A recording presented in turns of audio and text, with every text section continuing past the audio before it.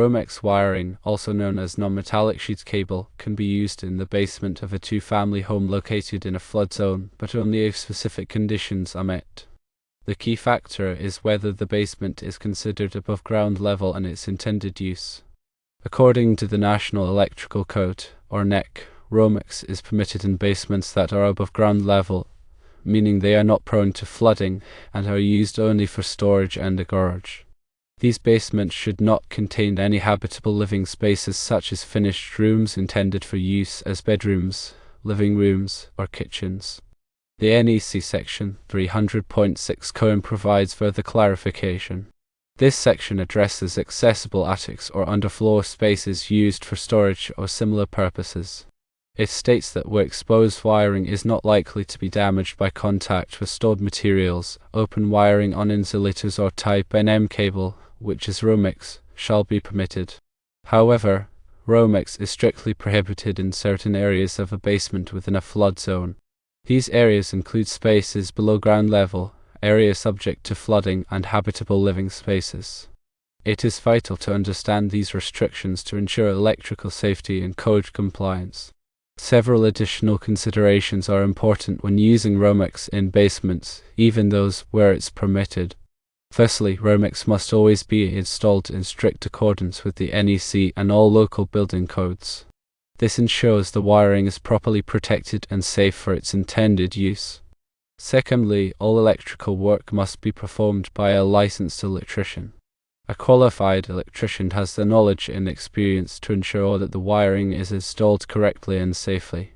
Thirdly, it is highly advisable to use moisture-resistant or flood-rated outlets and switches in the basement. These devices are designed to withstand damp conditions and reduce the risk of electrical hazards. Fourthly, consider installing a GFCI or ground fault circuit interrupter to protect outlets in the basement from electrical shocks due to moisture. A GFCI is a fast-acting circuit breaker that can detect even small ground faults and quickly shut off power to the circuit, preventing potentially fatal shocks. In summary, while Romex can be a suitable wiring solution for certain basement applications in flood zones, it is essential to adhere to all NEC guidelines and local building codes. The basement must be above ground level, used for storage and a garage, and free from habitable living spaces. Always consult with a licensed electrician to ensure proper installation and safety. The National Electrical Code, or NEC, is a comprehensive set of standards that govern the safe installation of electrical wiring and equipment in the United States. It is updated every 3 years to reflect the latest technological advancements and safety practices. Understanding and adhering to the NEC is crucial for anyone involved in electrical work, from homeowners to licensed electricians. The NEC covers a wide range of topics, including wiring methods, overcurrent protection, grounding, and equipment installation. It provides detailed specifications for the types of materials that can be used in different applications, as well as the proper techniques for installing them. In addition to the NEC, local building codes may also have specific requirements for electrical installations. These codes can vary from one jurisdiction to another, so it is important to check with the local authorities to ensure compliance. When working with electrical wiring, safety should always be the top priority. Electricity can be dangerous, and even a small mistake can lead to serious injury or death. Always follow these safety precautions when working with electrical wiring. Firstly, always turn off the power to the circuit you are working on before starting any work. Use the circuit tester to verify that the power is off. Secondly, wear appropriate personal protective equipment, including safety glasses and insulated gloves. Thirdly, never work on electrical wiring in wet or damp conditions. Fourthly, if you are not comfortable working with electrical wiring, hire a licensed electrician to do the work for you. Several different types of electrical wiring are commonly used in residential construction.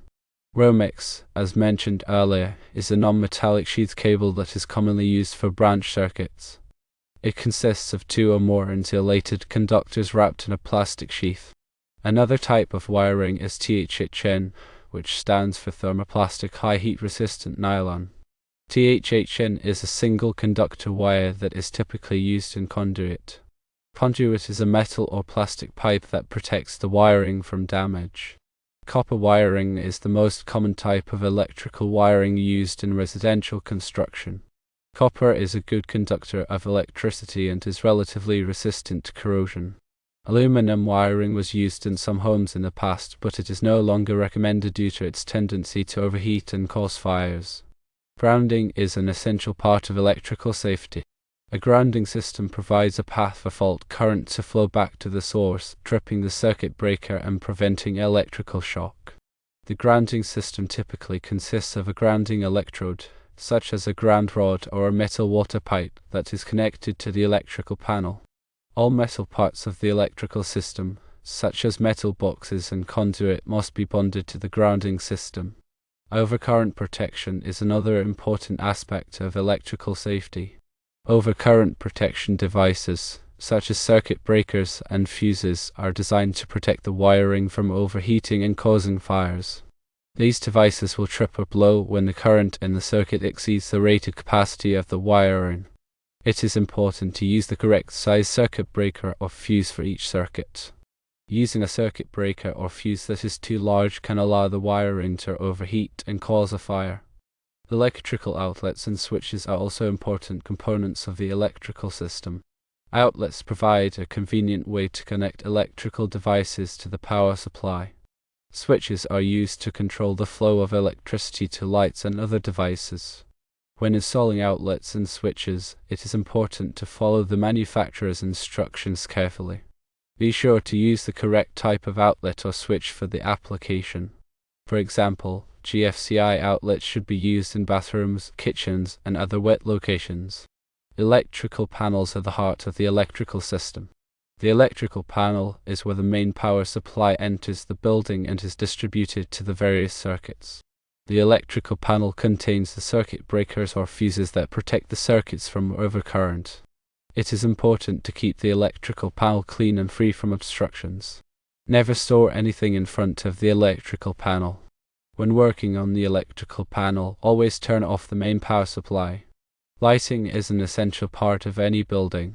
There are many different types of lighting available, including incandescent, fluorescent, and LED lighting.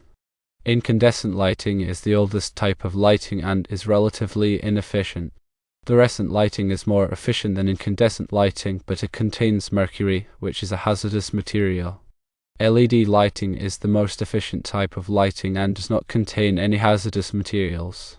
When choosing lighting for a building, consider the energy efficiency, light output, and color temperature of the lights.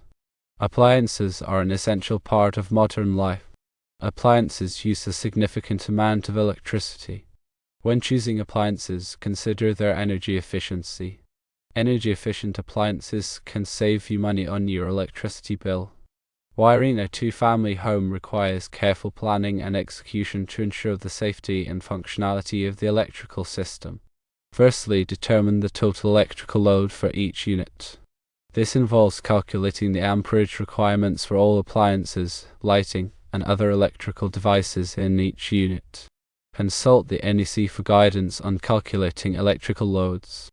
Secondly, install separate electrical panels for each unit.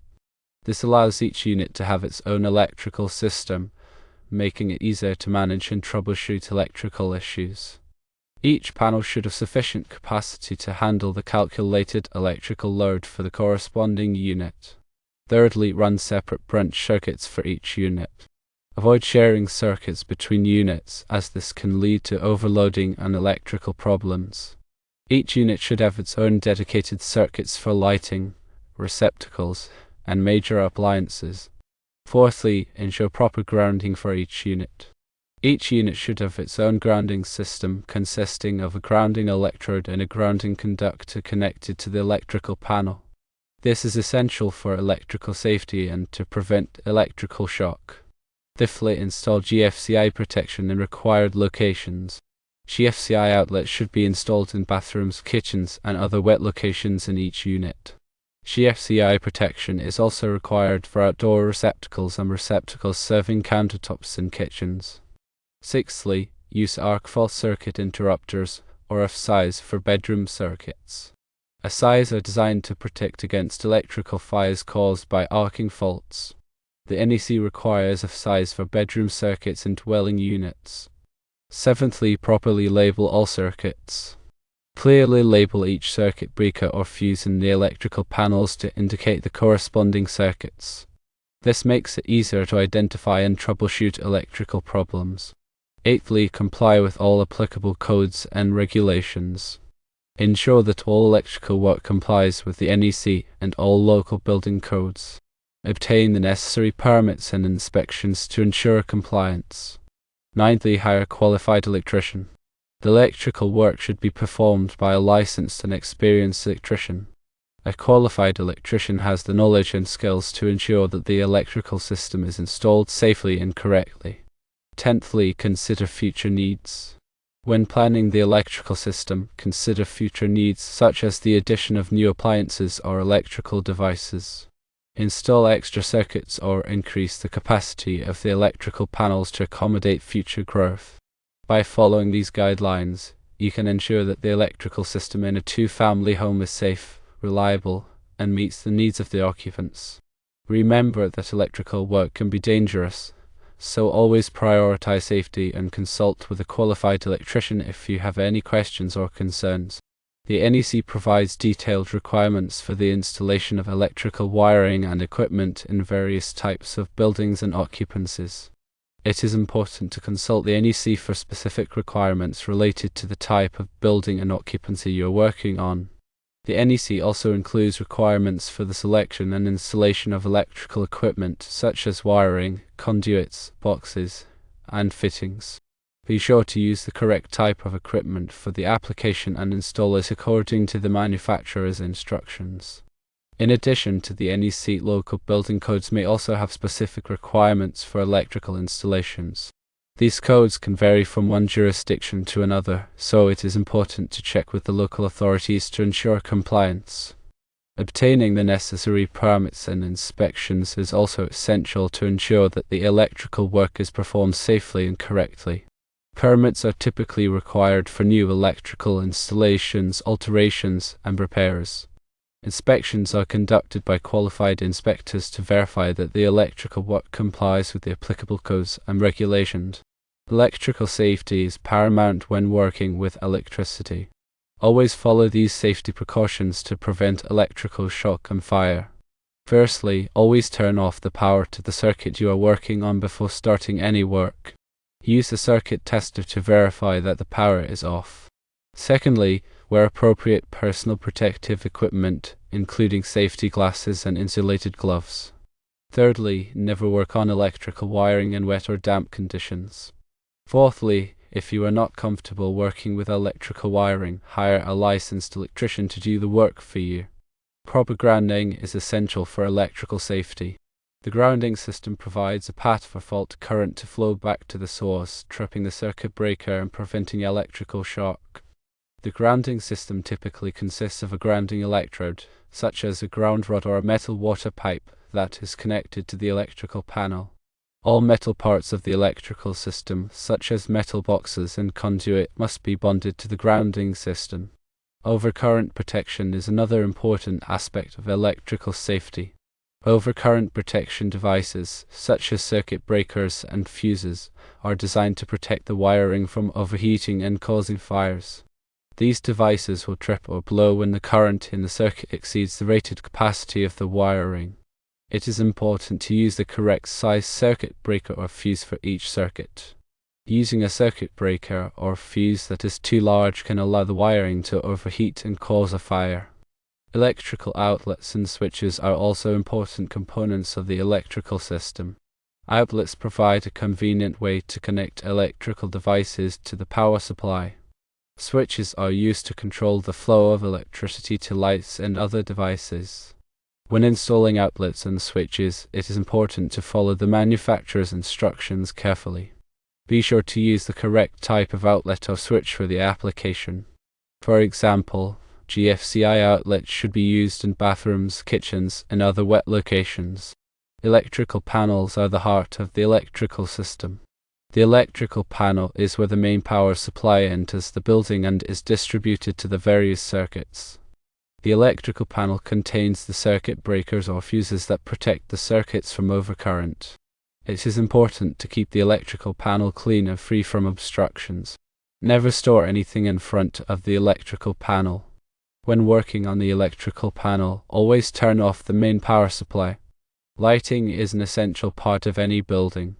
There are many different types of lighting available, including incandescent, fluorescent, and LED lighting. Incandescent lighting is the oldest type of lighting and is relatively inefficient. Fluorescent lighting is more efficient than incandescent lighting, but it contains mercury, which is a hazardous material. LED lighting is the most efficient type of lighting and does not contain any hazardous materials. When choosing lighting for a building, consider the energy efficiency, light output, and color temperature of the lights. Appliances are an essential part of modern life. Appliances use a significant amount of electricity. When choosing appliances, consider their energy efficiency. Energy-efficient appliances can save you money on your electricity bill. Wiring a two-family home in a flood zone requires extra precautions to protect the electrical system from water damage. Firstly, locate the electrical panel above the base flood elevation, or BFE. The BFE is the elevation to which floodwaters are expected to rise during a 100-year flood. Locate the electrical panel above the BFE to minimize the risk of water damage. Secondly, use flood-resistant materials. Use flood-resistant materials for all electrical wiring, equipment, and components located below the BFE. Flood-resistant materials are designed to withstand prolonged exposure to water without being damaged. Thirdly, seal all penetrations. Seal all penetrations in the building envelope below the BFE to prevent water from entering the building. This includes sealing around pipes, wires, and other openings. Fourthly, install backflow prevention devices. Install backflow prevention devices on sewer lines to prevent sewage from backing up into the building during a flood. Fifthly, develop a flood emergency plan. Develop a flood emergency plan that outlines the steps to take in the event of a flood. This plan should include information on how to shut off the power, evacuate the building, and protect valuable possessions. By taking these precautions, you can minimize the risk of water damage to the electrical system in a two-family home in a flood zone. Remember that electrical work can be dangerous, so always prioritize safety and consult with a qualified electrician if you have any questions or concerns.